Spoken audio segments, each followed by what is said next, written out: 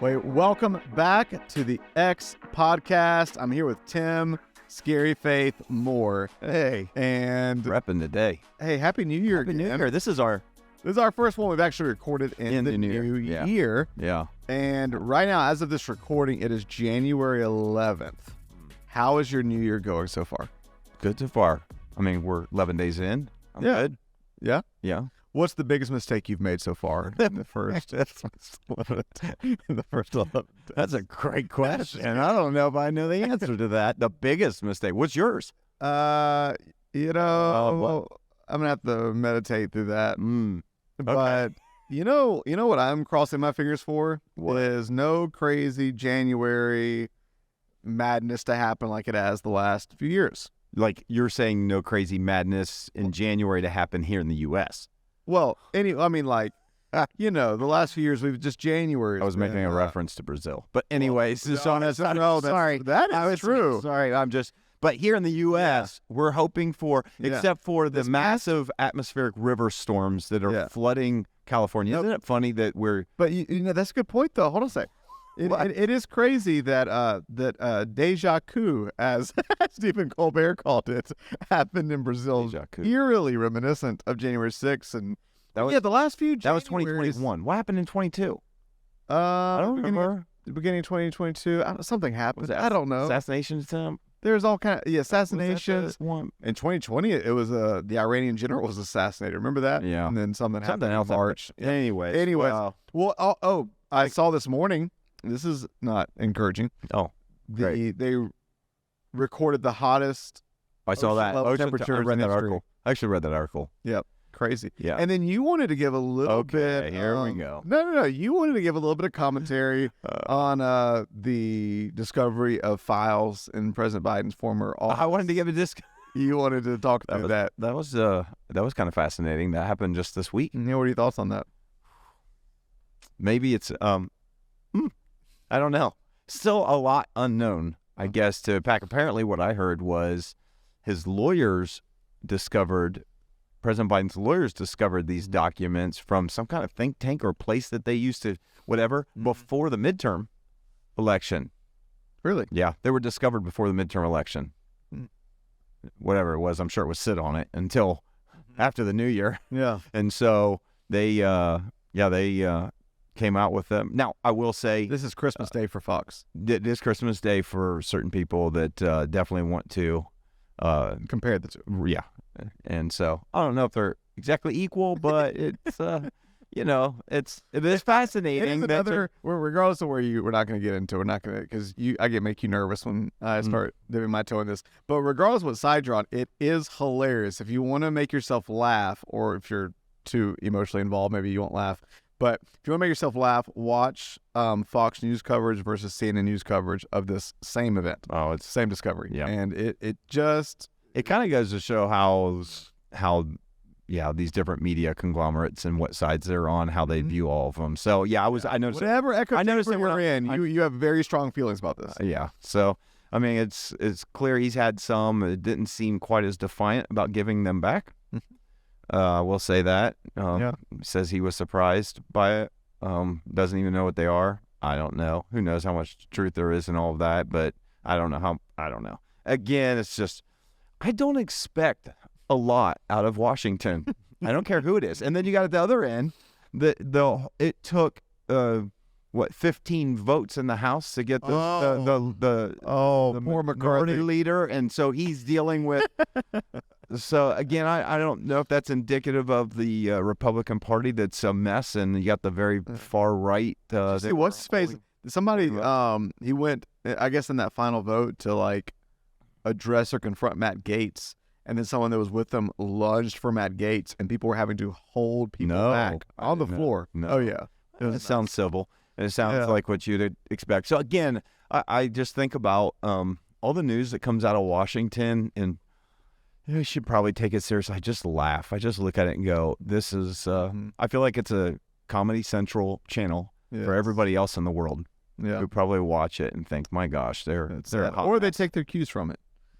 I would hope not, but Yeah. hot mess in Washington, D.C. And hot oceans at the same time. Hot oceans at the same time. And then at the same time, we got, hot oceans. You got part of the hot ocean being dumped in California. I read that 17 people have already died from it. And here's the irony, the juxtaposition of this. California has been under massive drought where they're in big trouble, and then now they have storms that won't end. And these aren't just rain. They're winds up to 70 miles an hour. It's uprooting trees. That's nuts. It is crazy. And then on top of that, another crazy California story. I don't know why. We haven't been together talking about all these stories. Did you see this story? I'm glad you have California stories because I still think it's so funny you've never heard about how there's a daily crazy Florida story. Well, I'm surprised you don't know. Florida's nuts. What was today's? I don't even remember what today's was. Probably somebody driving through the interstate wearing a woman's head. I mean, it's usually something like that. Okay, that's not a visual I want. Yeah. But California has their own strange. They probably are on par with Florida of strange stories. Maybe not as crazy. Maybe they are. I don't know. But you get. I don't know. California's got some pretty crazy stories. There was this one fascinated me because I've always liked Tesla cars and wanted one. Did you see the story of the guy, the father who is being arrested and tried for attempted murder on his family? Yeah, so he was driving along one of the interstates right on the coast there, and apparently drove his Tesla right off of the cliffs, and it fell almost 300 feet to the ground, and it landed on its wheels that side, and the dad, the mom, and I think the two kids in the back all survived. They had to get They all survived. They had to get life flight or they had to get like helicopter and people to come out there to try to get them, lift them up out of there. I mean, if you saw the wreckage and where it was, it's right on the coast. You know where they have the huge cliffs? Yep. I think on north part of LA as you go up out of there. Talking about on the 101? Probably on the 101. Yeah, yep. It was on the Pacific Coast Highway. And they have determined based on certain things that they are after he gets out of the hospital or whatever, they're arresting him for attempted murder for 3 people. They think he tried to kill himself and his family in a Tesla. So crazy story. That's the crazy. I'm shocked that they lived after falling almost 300 feet and landing. I'm thinking maybe Tesla is the car. I mean, if it can survive that. Oh, I thought you were. I safety. I thought you were going in a different direction. I thought you were going to say that Tesla turned into self-driving. Yes. No, it was not self-driving. So I just thought that's kind of a crazy story. So there's a lot of crazy stuff. That's encouraging. So that's encouraging. The part of a guy trying to take out his family with him in the car is not encouraging. Yeah, so that's not an encouraging story. So we still have crazy in our world. Speaking of encouraging stories, crazy. you kind of wanted to talk about all this that's been happening over the last week or two with Damar. Yeah. It's interesting. I'm sure as the sports person you were probably really taken back by what happened and where you were watching. Actually, I had to apologize later because a group of us, about 50 of us, were in Atlanta for Passion Conference. Yeah. And we had just checked into the hotel. Was that for the 20-year-olds? That was. Is it for the college age? It's really for this whole generation. Is it for the college students? No. How did you go? They let you in? It's college young adult. I'm a young adult. And listen, did they ID you? Listen, I have been a passion liaison, so but they did ask me to go as part chaperone. Okay, that makes more sense. Yeah. We got to take Dad with us. Listen, I've been at Passion Conference 10 times. I think the moment I started going, I was already past technically the cutoff. Oh, you told me that you started going to Passion stuff 23 years ago. Okay. And that was the college Listen, one. people, I started going about. Okay, so while you were at Passion, you didn't know this was going on. So we're in the hotel, and Zach and Hunter are like, oh my gosh, this injury. And I was messaging them when that was going on. I don't think they were watching. And so they are very sports oriented, focused. We have a text group. I'm sure we're called Sports Buddies. Oh wow! It's me and Zach and Hunter. Yeah, and we've been in this text group for about 3 or 4 years, and we only text. I mean, we just text sports stuff. It's kind of sad. Why? But, so me and Jesse are kind of we're kind of making fun of them. We're kind of okay, guys, let's go eat. I'm sure this player will be okay. People get hurt all the time, but they're glued to their phones for 10 minutes. So finally, I was like, guys, what is going on? Why can we not focus? and go out to eat, and then I start seeing it pop up all over my news. I'm like, oh wait, this is serious. Very. And I start looking at it. I start watching the replay, and I'm like, oh wow, this is pretty. The whole world seemed. I feel like the whole world stopped and shut down for it. Yeah, or at least our whole world. Yeah, here in the U.S. Yeah, I was watching it. So I was watching the game. You were watching it as it happened? Mm-hmm. Laura Lee, we were all sitting there watching the game. It was kind of shocking. Like, you're watching it, and because they showed the instant replay. Because, a lot of times when things like that happen, usually the thought is, did this person get a concussion? Because the tackle didn't look that bad. No. It wasn't like, it looked like a normal NFL tackle. To be honest, I'm still a little bit confused about it. I watched the replay several times, but it looked like, because Damar made the tackle, right? Mm-hmm. Yep. He made the tackle, looked like his helmet hit the other player's chest. Mm-hmm. And so it's no, the way he tackled, I think the receiver was coming and hit him in the chest, and he wrapped him up and went down. Okay, that makes so sense. It hit him right in the spot. In the sternum. Some people, there was a term that was kind of floating around. I cannot remember it, and I would jack it up. It was something. You said it's the vaccine. Oh, stop! That's the coronosis caritis. I totally jacked it up. I don't remember.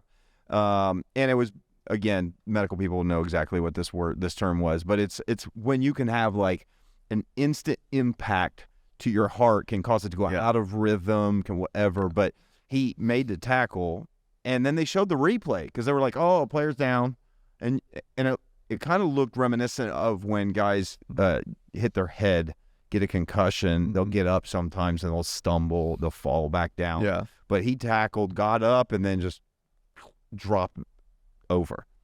And at first it was like, so they were showing it like, man, let's see, maybe his head. And then next thing you know, longer and longer, more people were gathering around. And then you just start to see it. Wait, this is getting serious and serious and serious. Right. And they're trying to do live. The fascinating thing was watching them try to do a live broadcast during this. The national broadcasters, they don't know what's going on. They're relaying information. The people are going around.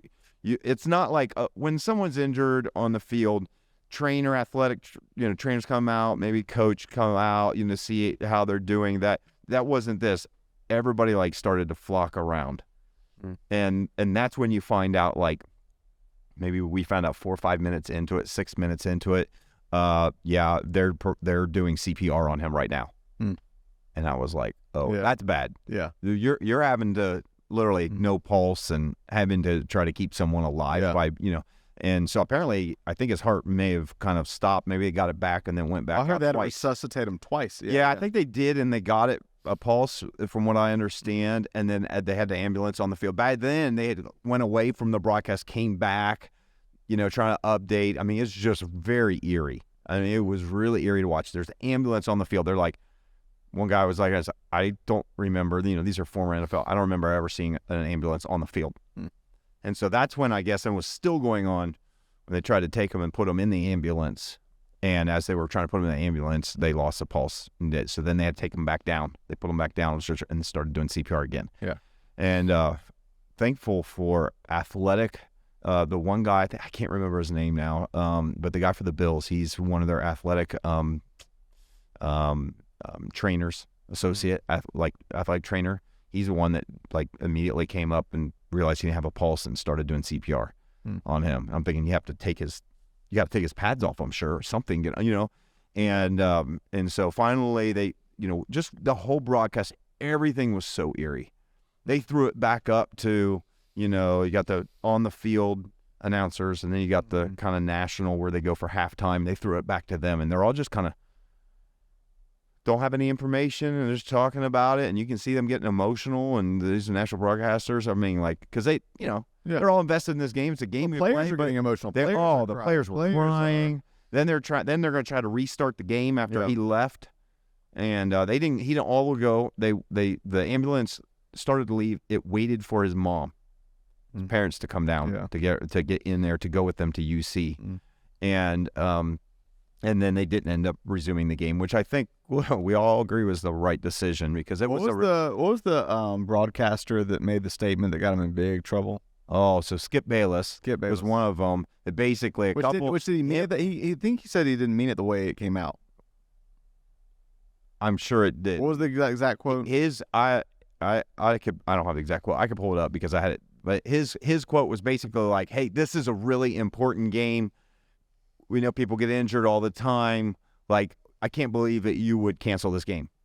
You know what I mean? In anything, it was very insensitive at the very least. Yeah. At the very least. I don't even know what's happened to him since then. But, I mean, I'm like, the way this thing turned out, I would not want that to be my tweet.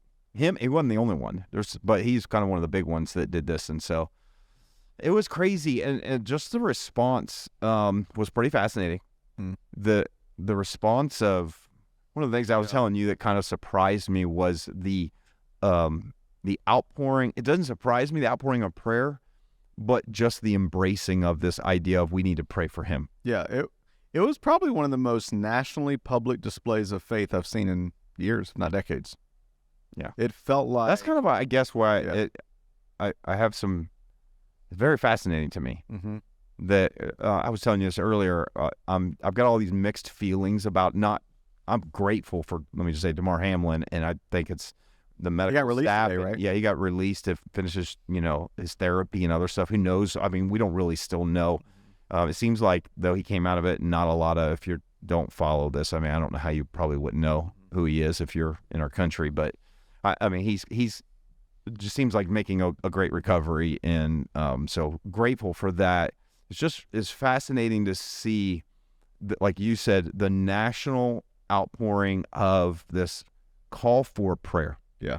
I don't remember the last. I think, I want to exclude all of the, every time we have some type of tragedy, a shooting, a something, there's a storm, a disaster, there's always a pray for. You always know something's going on when in your social media feed you'll see pray for, hashtag pray for Texas, pray for Buffalo, pray for. Yeah, but this felt different. It felt different on several ways. It felt different because it was on a mass scale.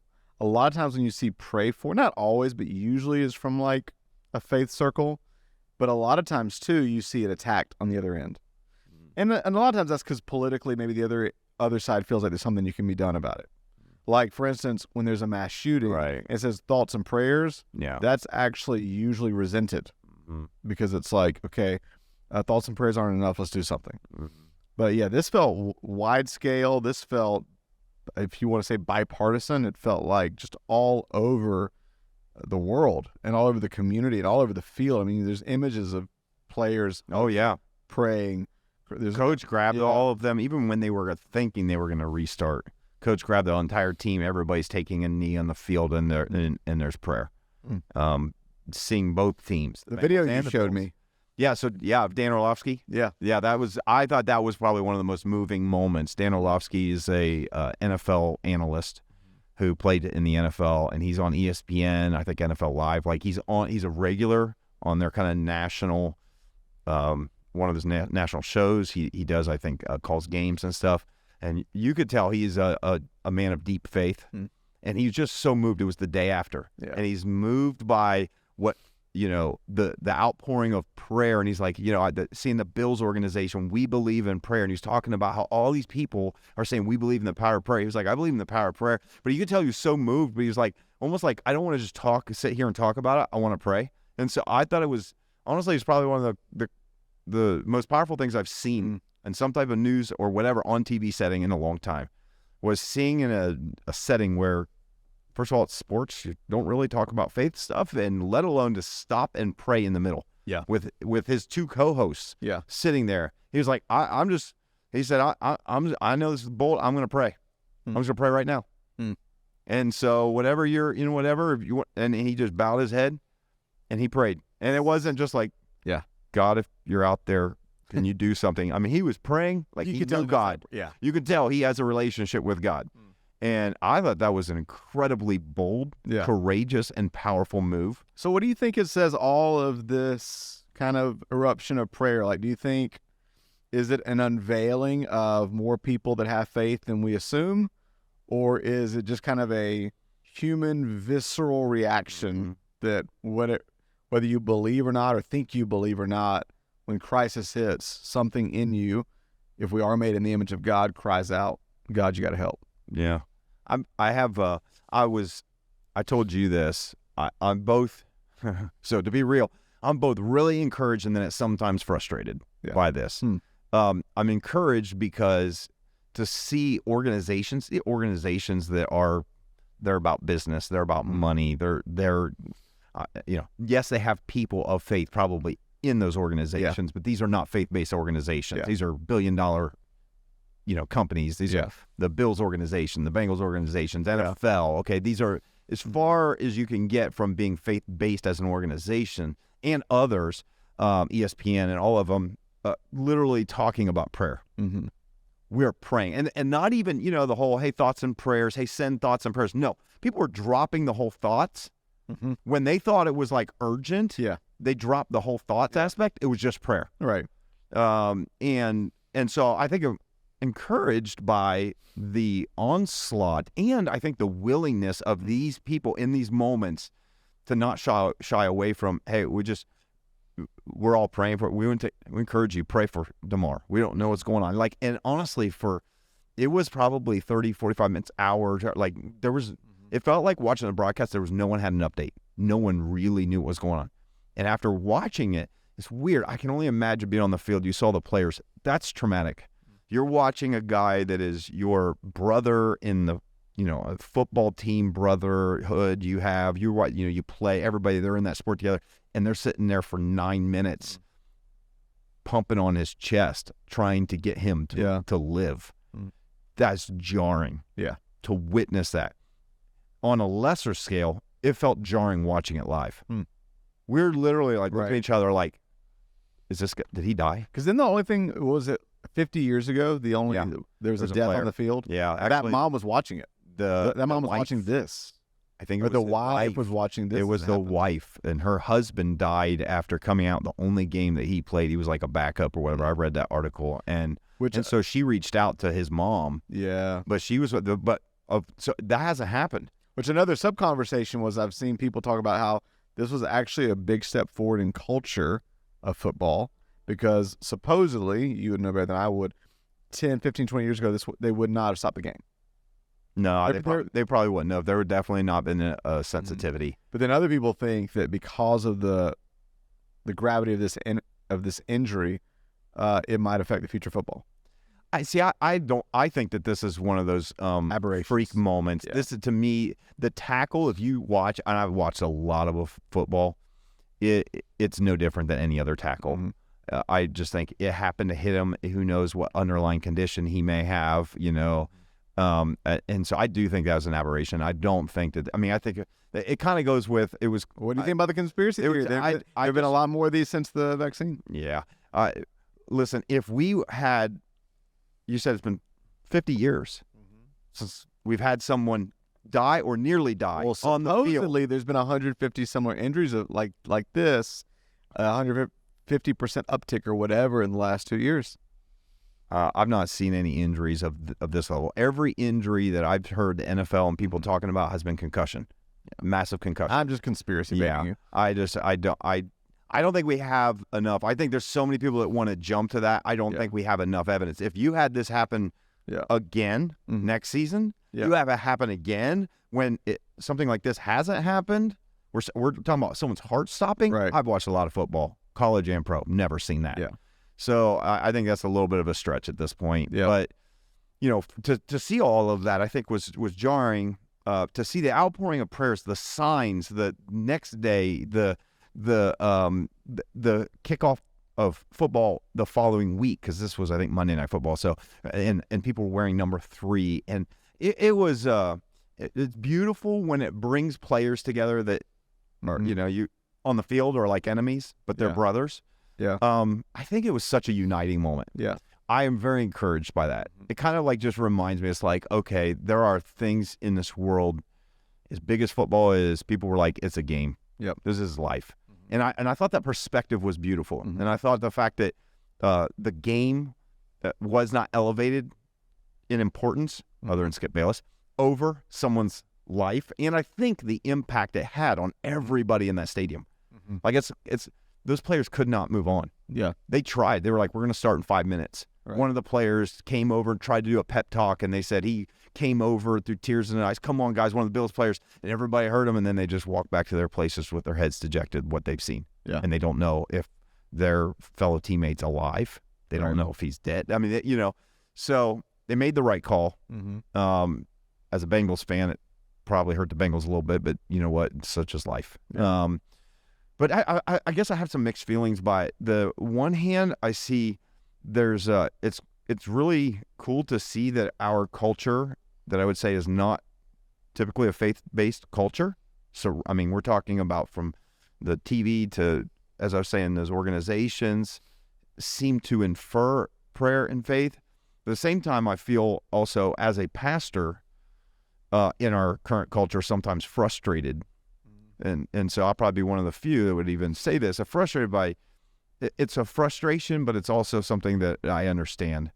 That it's like, as a nation, we just, it feels like, have continued to move further and further away from wanting anything to do with faith. Yeah. I think about, the move that's happened for the last 2 decades from well-known, atheist authors, from Dawkins and Christian Hitchens that basically have said that religion is the problem. Faith is the problem. That's the source of the evil in this world. And for us back in the 70s to remove kind of God, remove prayer from school, we have felt it as a church trying to connect with youth. And days past, you used to be able to kind of connect with youth at school or be able to connect. Now that is getting harder and harder. Most schools are like, no, you can't come in. You can't do this. You can't connect with students. You can't, And so it's like to have that kind of constant thing put at you as something from my context, and then to see everybody when their back's against the wall. It's that whole like, I don't need God. I live my life however I want. Oh, tragedy! I need God. Where is He? Yeah. And so I'm glad for it, but that's more of just a professional like personal like this. It's like, we don't need you, God. And then I don't even know what to make of prayer. Culturally, I know what to make of prayer personally. I don't know what to make of prayer culturally.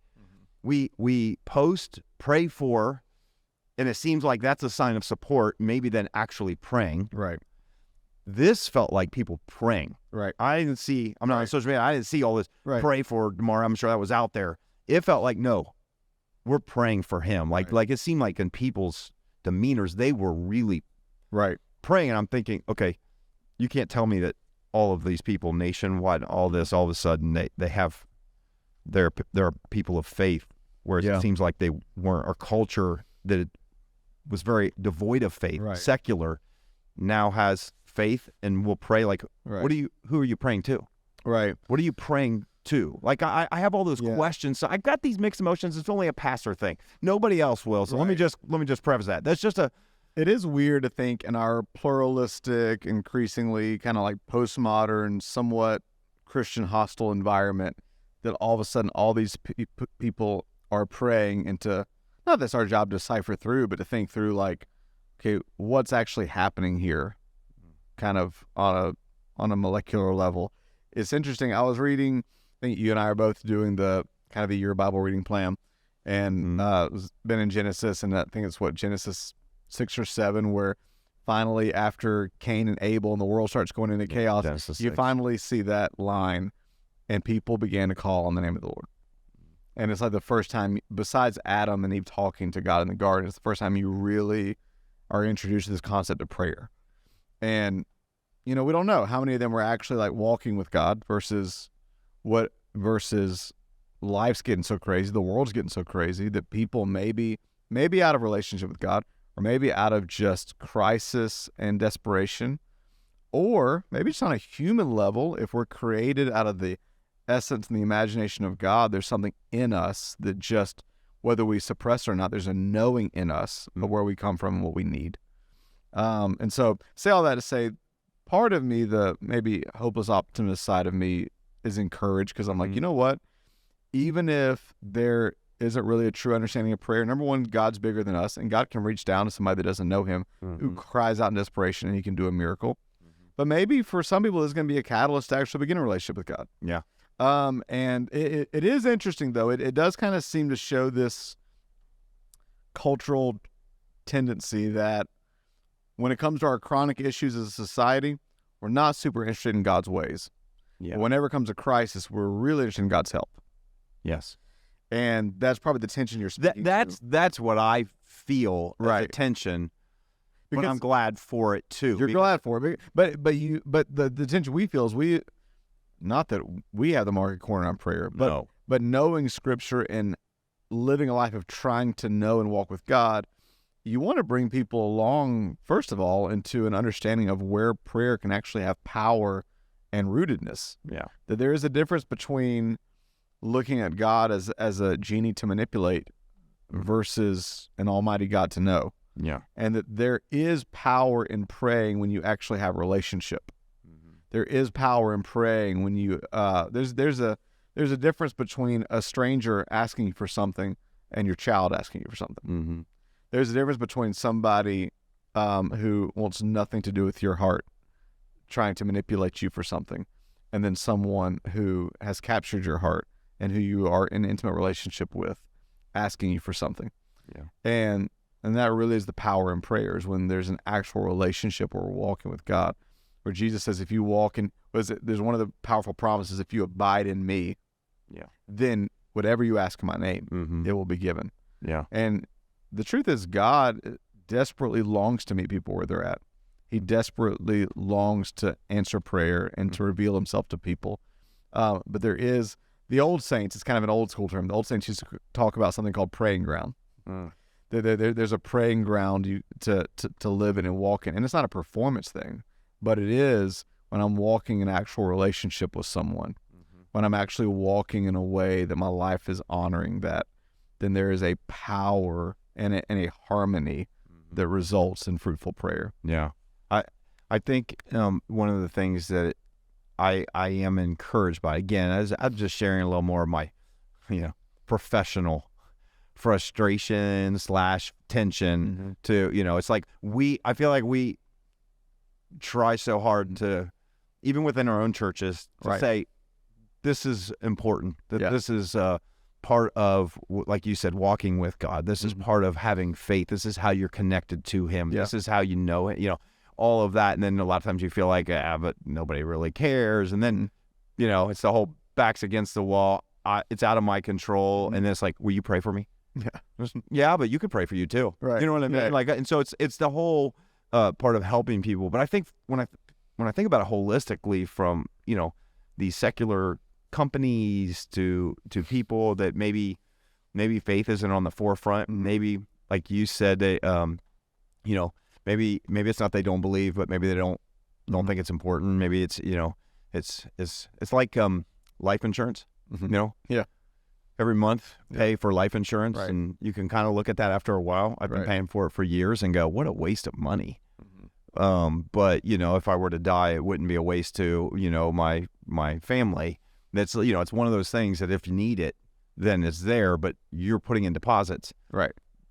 It feels like sometimes when it's not, it's I need life insurance because I'm dying, but you didn't have a policy. You never had a policy. It's that whole, hey, you just found out you're going to die next week, and you're calling up and going, can I get a policy on life insurance? Nope, you can't. You know what I mean? But that's the cynical side of it. Now, let me say, what I see that I think I'm really encouraged by is that it feels like in moments like this, when you see a collective coming together of like embracing this idea of prayer, and a national broadcaster going, I want to pray right now. And it reminds me that I think there is something even subconscious in us, as we were saying, as humans, that here's what I wo's say. If you're someone that's like, maybe you watch this, listen to this, and you're like, I don't know that I believe God's out there. I don't know, or some people hold a belief. I think maybe there is a God, but it doesn't seem like God's involved in our world, because I've prayed some things and nothing happened, or I see all the tragedy in our world. I see the evil in our world, and so I don't, it's if you have that belief that causes you to go, I don't even bother praying, but then something real happens in your life, and all of a sudden you get so humbled to a place where it's out of your control. That's what it felt watching that field. No one could do anything. I think that's why we're looking at this. We want to do something when something happens. And so I do feel like for our nation and a lot of people, it's a last resort, whereas we try to make it a first priority in our lives. But I think the fact that that is the response tells me that there is something in there. There is something. I think even if you're someone not of faith, that if you have to be honest with yourself. If you find out the worst news ever, that you had a week to live, that someone you love had a week to live, and you're not a person of faith, you don't believe there is a God, I bet you if there's something in the back of your mind that wants to pray, send thoughts, do whatever, and not just throw them out into the universe. Yeah. I've heard a lot of that kind of language, putting a lot of love out in the universe. When we pray, I think this idea of just throwing it out in the universe, to me, it feels really empty. Yeah. It really does. It's I mean, what if you don't believe there's a God, then there's no point in praying. Right. I was going to say that. Right. There's no point in praying. The universe doesn't love you. Yeah, the universe doesn't love you. The universe is, and I'm not saying that to even just kind of be, I don't know, a little cantankerous. I'm not saying this if you're someone that, that I'm just saying that when we pray, we are personally sending a thought, verbalizing a prayer, something. We're not just putting it out there. That doesn't. I've been putting out there into the universe that I want to be a millionaire. Yeah. It hasn't worked yet. Yeah. I hear a lot of people, put good out in there, and good vibes out there, and they come back. Well, I can tell you a lot of stories, a lot of people that have dealt with a whole lot of tragedy that didn't put a lot of evil vibes out there, but faced it. Yeah. I don't think we can look at our world and go, it seems very fair that if you put out good vibes come back. You put out good love comes back. I love the fact I do believe that there's sowing and reaping. Yep. I do believe that, but not in this holistic, universal type of way. Yeah. And that's just my personal belief. Yeah. Again, if you're not a person of faith, I mean, I'm glad you listen to these conversations, but I would challenge you to say, if there's something in you that would say, there's something in you deeply that's hidden underneath all of that intellectual belief that I just don't believe. I don't believe in God because of this and science and this and that. There's something inside of you that naturally just goes, I'm going to pray for that. I have a situation in prayer. Take note of that. What is that? Yeah. There's something there. Well, because prayer, there's all these quotes and all these books about how prayer changes things, about how prayer is the most powerful thing in the world. But I heard somebody nuance that a while back. I think it's an important distinguishing is that it's not that prayer is powerful. Yeah. It's that God is powerful and prayer is how we talk to him. Yeah. And I just think is great wherever we're starting in prayer. And again, whatever you believe is awesome. I think it's worth kind of like digging a layer below the surface and saying, why is this powerful? Yeah. And prayer, vibes, wishes are only as powerful as the object to which you're talking that can do something about it. Yeah. And that's why it's worth, I think, even regardless of what you believe, peeling past current cultural cliches. Mm-hmm. So like, yes, sowing and reaping, we can see that in the natural. Right. So it's not hard leap to see how that's true in the spiritual. But there's a difference between a natural a natural reaping and sowing and reaping, a spiritual sowing and reaping, and then thinking, man, hopefully at the end of the day, whatever bad thing that person did, the Milky Way is going to send them punishment. Right. I don't have a whole lot of faith in that. No. But I do have a whole lot of faith that the one that created the Milky Way, if he is real and does love me and is committed to me, then if I have a relationship with him and I've watched him move time and time again, he can do something about it. Yeah. And even if it doesn't turn out the way that I want it to, he's going to do something in it and through it. Yeah. And I think it's a powerful thought. I love that. I think one of the differentiating levels or way to see this kind of moment, if you don't know or not sure if God's real, but you wonder, and so in times of crisis and tragedy, you pray. I think that's still a really good thing. Yeah. I think if anything, it should indicate that there is something inside of you, as much as maybe you fight it, that actually wants to believe. Yeah. Okay, or has this longing or desire to believe in a higher being. There is that type of level of connection in prayer, which if that is your situation, it will feel like throwing a thought in someone's direction. The language that we hear all the time, putting it out there. Yeah. That's what it'll feel like. Right. There's a difference, I think, between that and then having a relationship with God that you feel like he's your father. Yeah.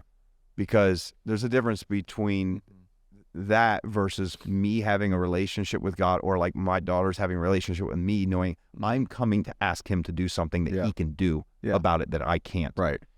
That changes the way I pray. Right. It does. And kind of go back to something you said earlier about kind of life insurance and deposits. If you're not in the middle of a crisis right now, but you have a desire to build your faith, one of the most powerful things you can do is build your faith before the crisis. Yes. Levi Lusko talks a lot about training before the trial you're not yet in. And there's something really powerful about, look, we've all been there. There's, again, I'm not hating on the Hail Mary prayers. Right. Sometimes that's how people enter a relationship with God. Yeah. And even people of faith, I think about the Samsons. This great man of God, but then walked away from God for a while. But at the very end of his life, it was in crisis.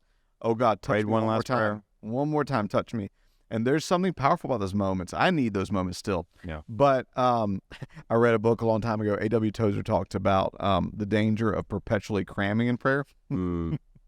You know, like cramming for a test. Yeah, like cram last minute. You know, when you cram for a test, you're like, oh crap. Yeah. I have that test this morning, so I'm gonna get up and I'm gonna try to rush. It's just stressful. Yeah.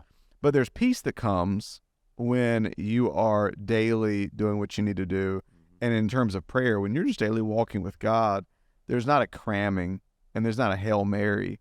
First off, even beyond the quote unquote answer to prayer, one of the most beautiful things about prayer is the point is friendship with God, is that God is in that situation with you. Yeah. And regardless of what answer comes, you're walking with him. What is it? You know, David says, he says, as I walk through the valley of the shadow of death, I'll fear no evil. Why? Because you're with me. This sense of God's nearness, the sense of God's peace, the sense of God's presence in the middle of it. And then second of all, the most beautiful thing about prayer when you're walking daily with God is not only are you not just cramming for the big prayers, but since you're in sync with God, your desires many times become his. And a lot of times he's answering prayers that you don't even know he's. Yeah. One quick little story, and this is not hopefully this comes off right. Because if you know me, you know how imperfect I am. This has nothing to do with me, but I don't even know if I told you this, but there's a lady on staff here, and a couple months ago, she stopped me and she goes, I was passing by her, and she goes, your ears must have been burning. And I was like, well, what do you mean? And she goes, I was just telling somebody about, you know, what happened with, you know, my back. And I was like, what happened with your back? And she said, you don't remember? She goes, I was having this chronic pain where I could barely move. I was in so much pain for months and months and months. And then you prayed for my back, and well, God healed and took away the pain. I haven't had pain since. It's been 3 months. And I was thinking, and I think I lied. I was like, oh, I remember that. Now here's the here's the thing. Yeah. So if you're listening, I don't think she listened to her, but I don't remember that, and which is another evidence that has nothing to do with me. All right. But the point is, when we're walking in sync with God, answers to prayers becomes almost like oxygen and breathing, because there's a communication, there's a flow with God. Yeah. And God is able, even when we know what we're praying, and even when we don't know what we're praying, God is able to work in and through and just do really special things. And sometimes I just want, at risk of being misunderstood, that's kind of like a whatever kind of story. I want to share those just to build faith that prayer really does have power, because God really does have power. Yeah. And I think one of the greatest things that can happen is when you begin to taste just how real and near God is, it whets your appetite to want to pray more, because God really does answer prayers. We're in the middle of a season of prayer and fasting right now. And I'm excited. Why? Because I believe God answers prayers. And we're going to see it. And we're going to see it. And when he doesn't answer it the way I want to, I love what Hebrews says. He's the rewarder of those who seek him. He's going to reward it somehow. Yeah. He doesn't waste faith. It's a funny story about just prayer as we wrap up here. We have prayer nights, you know, especially beginning every season, and we have one coming up. If this comes out Friday, it'll be the following Tuesday. And I was talking to a couple in our church, and this has happened. I don't know why, but for some reason, this has happened a few times with worship nights, other things that and I don't remember the context around it. She said it was a prayer night. I don't know if it was prayer night or worship night, but I've had some times where I've just felt like God would nudge me to pray for people to get pregnant, and they would. Yeah. It's happened numerous. It's not coincidence. It's happened numerous times. So I was talking to this couple this past Sunday, and they just had a baby not long ago. And I was talking to the husband, and then the wife came over, and they were talking about the last time they came to, I think it was prayer night. I think they said prayer night worship night.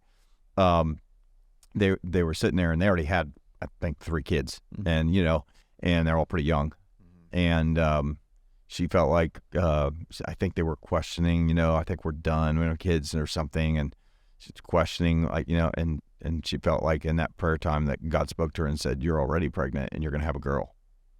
And I know the story. Yeah, and she went and told her husband, and and there's not, because they were like, and I can't remember all the details, but it was just one of those crazy. It was just one of those crazy reminders of just like not only coming to a prayer time but really felt like God spoke to her, and it was exactly true. Yeah, and she was pregnant. Yeah, didn't know this at the time. Yeah. Wasn't, and no symptoms, no signs of it, nothing. Wasn't, just early on, and it was a girl. And so it just, again, just reminds me that prayer is real, because God is real. Yeah. And by the way, just a quick, like, little, I don't know, we don't usually get super spiritual on this, but if you don't know where to start in prayer, me and you were talking about sometimes when we're going through our new year reading plan, we'll switch up our translation. Yeah. And so I've been using my phone. I've been doing the Message paraphrase since I read Eugene Peterson's authorized biography last year, and I just wanted to switch it up. Well, I found upstairs one of my old Message Bibles, so I was reading it this morning, and I actually read Eugene Peterson's introduction to the Psalms, and I loved it because he talked about the original language of the Psalms were earthy and honest and down to earth, and whenever he tries to encourage people to pray, he's like, just read the Psalms. He's like, you'll notice they're not polite, they're not great language, they're not religious. They're real. And so maybe if you're listening to this and you have no faith or new in faith, or you just need a revitalization of faith, find a Message translation paraphrase of the Psalms and just pray that. Yeah. I'd be cool. Like, it's so honest and real, and it gets your actual heart out before God. And the greatest answer to prayer that God can give us, as cliche as it may sound, is himself. His own person, his presence. But hopefully people coming out on the other side of this crazy thing, which we're so glad that Damar is actually released from the hospital. And I hope this is an aberration in his life, and he's okay, and it seems like all his neurological functions there. And there's what my wife's telling me, there's all the possibility of not being down for that long. That's a very real possibility of having brain damage, having all this stuff, having to pump, and so it seems like God stepped in. Yeah. And so I don't know. It felt like more of a moment than just, hey, did you hear what happened on that football game? Right. Hey, there's this guy's in the hospital. Hopefully he pulls out. It felt like far more of this like cultural moment where, at least nationally, everybody stopped to pray, and it was okay. Yeah. It was okay to pray. Yeah. Regardless of what faith you have, what God you pray to, whether you don't believe in God, it was okay to pray. And hopefully it leads to people a renewed sense of maybe God's there. Yeah. And so, I don't know. It was a fascinating moment. I'm so grateful for the outcome and how it came out. And it was neat. Like that, probably the thing that spoke to me most was seeing Dan Orlovsky's clip of him praying. If you haven't seen it, go search for him. Dan Orlovsky, ESPN prayer. If you just type in Dan Orlovsky, you can try to figure out how to spell it. You will. And pray, it'll come up. And it's incredible. That's somebody that has a relationship with God, not just somebody throwing out a prayer. Yeah. Either way, I think God's glad to hear from us. Yeah. His people, one way or the other. So, And by the way, we always ask for people to send in their ideas or comments or anything to podcast@thex.church. But by the way, whether you are a part of our faith community or not, I'm going to call it a hotline. We have a free 24-hour hotline where you can send in anything going on in your life to be prayed over. That is all you have to do is text XPray, one word, no spaces, just the letter X. XPRAY. Yep, XPRAY to 94,000. That's XPRAY to 94,000. and it'll send a quick link where you can fill in something. We have a prayer team that prays over all the needs. Yeah. And so let us know how we can pray for you. I think they could email it too.